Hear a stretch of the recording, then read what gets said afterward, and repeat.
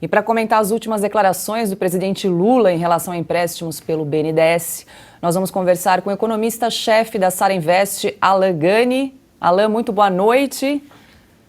Você me ouve bem? Boa noite, Paulo. Ouço super bem. Boa noite, Paula. É um prazer falar com vocês. Seja bem-vindo mais uma vez aqui ao programa Oeste Sem Filtro. Bom, acho que você estava acompanhando aí a nossa discussão em relação ao BNDES. Eu quero te perguntar em relação aos impactos econômicos na economia do Brasil, né, do uso do dinheiro do BNDES para financiar obras em outros países sem critérios objetivos e sem rigor na cobrança desses empréstimos, né? Perfeito, Paula. O dinheiro. Primeiro vamos entender de onde que vem esse dinheiro do BNDES, né? O BNDES, ele capta recursos ali do Tesouro Nacional. O Tesouro repassa para o BNDES. Quem que é o Tesouro Nacional? O Tesouro Nacional somos nós, pagadores de impostos ou que emprestamos dinheiro para o Tesouro. Significa que o Tesouro repassa esse dinheiro para o BNDES, como o Silvio bem falou, empresta lá 4%, 5% ao ano, só que o Tesouro capta da sociedade hoje 13, 14%, dependendo aí do título. Então, peraí, como é que ele está pagando, né? Ele está devendo para a sociedade brasileira 13, 14 e está emprestando a 5. Alguém está fechando essa conta. Quem que fecha essa conta? Nós, a sociedade, através de uma conta chamada equalização fiscal. Então, esse empréstimo a taxas de juros muito baixas, subsidiadas, é paga com o nosso dinheiro por meio de impostos. E fica numa conta ali difícil de achar no Tesouro, mas afeta as contas públicas. E isso é muito ruim, porque a gente está numa situação fiscal que não é das melhores. Avançamos muito pelo estrago que foi feito, né, no governo Dilma, né, e que começou no segundo mandato do governo Lula. Demorou muito tempo para colocar as contas fiscais em ordem. E a gente estava numa trajetória descendente. E, de repente, a gente vai dar um cavalo de pau com essas medidas que estão sendo anunciadas. Em grande parte, a deterioração fiscal ocorrida no governo Dilma, que levou à crise econômica brutal aqui na economia brasileira, se deve por estes empréstimos subsidiados do BNDES, tanto para empresas brasileiras, as ditas campeãs nacionais, e que foram uma tragédia, como para Cuba, Venezuela, Argentina. Então o problema fiscal está ligado ao BNDES, né? Isso quem até... Eu conversei uma vez com o ex-secretário do Tesouro, Mansueto, e ele me falou isso abertamente numa entrevista. Quem pergunta agora é Ana Paula Henkel. Boa noite, Alan. Prazer tê-lo mais uma vez aqui com a gente. Bom, Alan, já são 24 dias, né, de governo, mas o trem está meio... sem freio, né? Cada dia é uma emoção, seja nos discursos do presidente Lula ou em pacotes econômicos. Ele, por exemplo, dizendo, né, sobre a não autonomia do Banco Central, causando aí, né, um temor no mercado. Isso tudo que nós estamos vivendo e vendo no Brasil, né, com todas as letras, todas as cores em português. Você acha que esse tipo de perfil fiscal / econômico deste atual governo já chegou aqui fora, nos Estados Unidos, na Europa? Você acha que essa aura de irresponsabilidade fiscal deste governo já chegou aqui fora? Como estão os investimentos do capital estrangeiro? Como o capital estrangeiro está vendo o Brasil ainda como um grande solo fértil, como foi nos últimos 4 anos com o presidente Bolsonaro? Ou essa relação já começa a balançar um pouco?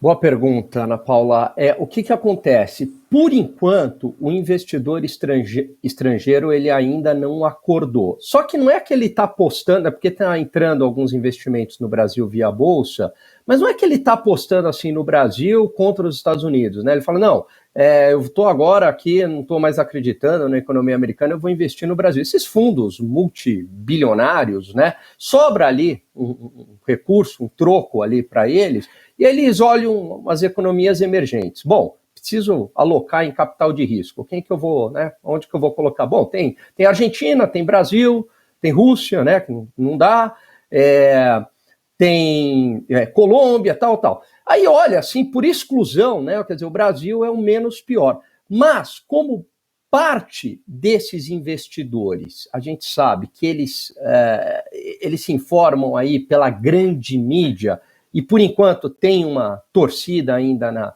na grande mídia, né, dizendo não é bem assim e tudo mais, eles ainda não acordaram para o que está acontecendo. O investidor brasileiro, os fundos daqui, esses estão muito mais pessimistas do que o investidor estrangeiro, porque estão vendendo para o investidor estrangeiro. Mas assim, Ana Paula, não tem como dar certo o que está sendo colocado na mesa. Até agora, as sinalizações são muito ruins. Quer dizer, é a volta ao banco público, né? Fomentador do crescimento econômico, que não gera crescimento e só gera deterioração fiscal. Depois, o Lula falando em revisar a meta de inflação. Quer dizer, está falando, vem cá, vamos aceitar uma inflação maior, vamos tolerar uma inflação maior. Depois, sinalização de acabar com a independência do Banco Central. Depois, moeda única. Exatamente o governo Dilma.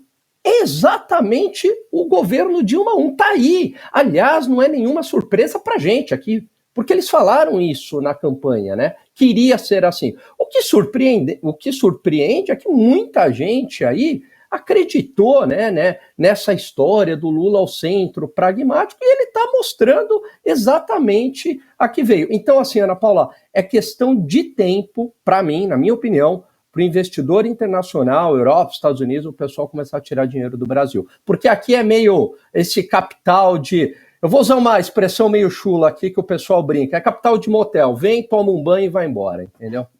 Tem pergunta agora, Augusto Nunes. O Lula não surpreende ninguém, né? Agora, o que é que você tem achado do desempenho do ministro Fernando Haddad? O que ele fez nesse mês de governo? Pois é, ele continua sendo aquele poste, né, Augusto? Porque a única medida que ele propôs foi do lado ali do aumento da arrecadação, com perdão de dívidas, que é uma medida meio questionável, porque isso pode até fomentar ainda mais o calote, né? Então você fala, bom, eu sou um bom pagador, por que eu vou pagar imposto em dia se em algum momento o governo vai me salvar? Mas é muito pouco, é muito pouco perto do que a equipe econômica anterior estava fazendo. Quer dizer, era uma equipe econômica ali de técnicos, todo mundo ali com PhD, né, com uma baita experiência de mercado, era o Real Madrid ali da economia. E de repente entra um time de segunda divisão, quer dizer, não tem, só tem, por enquanto, é muita espuma, é muito discurso. Não, a gente entende que o fiscal é importante, mas, né, aí o que tem de concreto? Mas vamos financiar a Argentina aqui, construção de gasoduto via BNDES, mas estamos pensando em mudar a meta de inflação, mas o Banco Central também tem que pensar nos pobres. Então, assim, né, quer dizer, o governo, né, tem dado sinalizações muito ruins. E o Haddad, ele não é aquela figura forte na economia que consegue até peitar o presidente da República e dizer, olha, não é bem assim, né? Como era o Paulo Guedes, muitas vezes você tinha ali uma outra divergência entre o Bolsonaro e o Paulo Guedes, né? Mas o Paulo Guedes era uma figura muito forte que, quando ele falava, o mercado acreditava. Agora, no caso do Haddad, quer dizer, o que prevalece aí, né, Augusto? É o que o Haddad fala ou o Lula? Quer dizer, as opiniões do Haddad já não são boas, né? Mas as do Lula conseguem ser muito pior. E aí fica todo esse direcionamento que o Lula, né, tá dando e o Haddad fazendo muito bem esse papel de poste agora no Ministério da Economia. Nós estamos conversando com o economista Alan Gani. Quem pergunta agora é Silvio Navarro. Boa noite, meu amigo Alan Gani. Veja, Alan, eu escutava você falar agora há pouco sobre a questão do BNDES, né? Então você tem ali os juros a 4%, 5%, praticados a 4%, 5%, que está totalmente fora do mercado e de concorrência. Depois você citou o Fundo Garantidor à Exportação, né, o FGE, que nada mais é do que dinheiro do Tesouro, ou seja, de quem paga impostos. E eu lembro também que no caso de Cuba, né, que é a maior caloteira do BNDES, o lastro foi feito pela indústria, recebíveis da indústria de tabaco, leia-se charutos. Mas a minha pergunta para você é a seguinte, tem um outro tema aí em pauta, que é a tal da proposta de moeda conjunta, já apelidada de muitos nomes jocosos, entre Brasil e Argentina. Nicolás Maduro já levantou o braço e disse: eu também quero. Claro, todos os países que não têm hoje uma moeda querem uma moeda comum. Na verdade, eles querem o dinheiro do brasileiro. Mas é execuível? Tem algum respaldo em realidade essa ideia?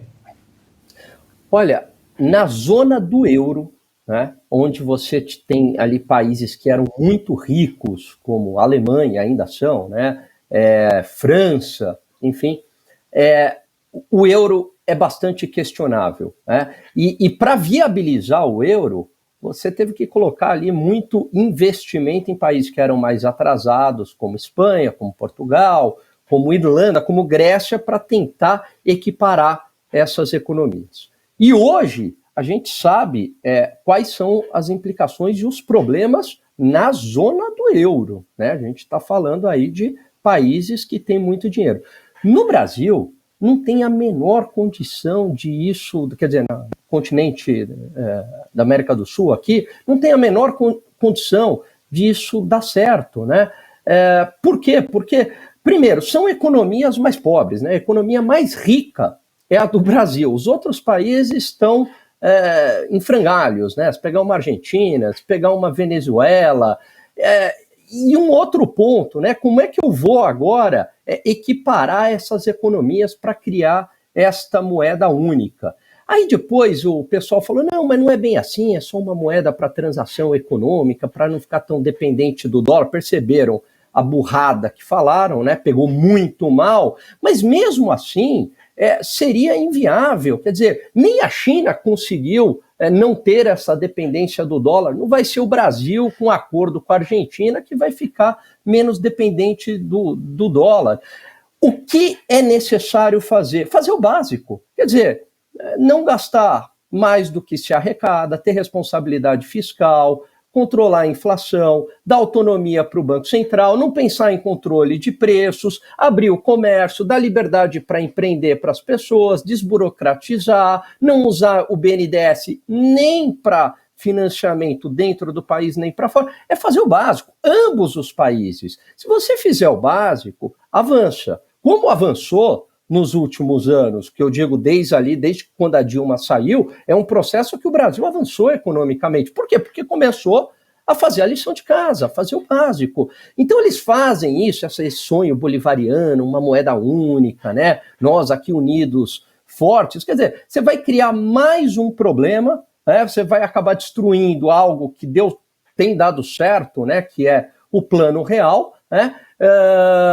E vai gerar, não vai resolver o problema da Argentina, que tem uma baita de uma inflação, e acaba ainda gerando um problema de uma possível hiperinflação aqui no Brasil, né? Nós conversamos com o economista Alan Gani. Alan, muito obrigada mais uma vez pela sua participação aqui no programa, sempre muito claro, muito objetivo, e até uma próxima. Eu que agradeço aí, é um grande prazer falar com vocês, meus amigos.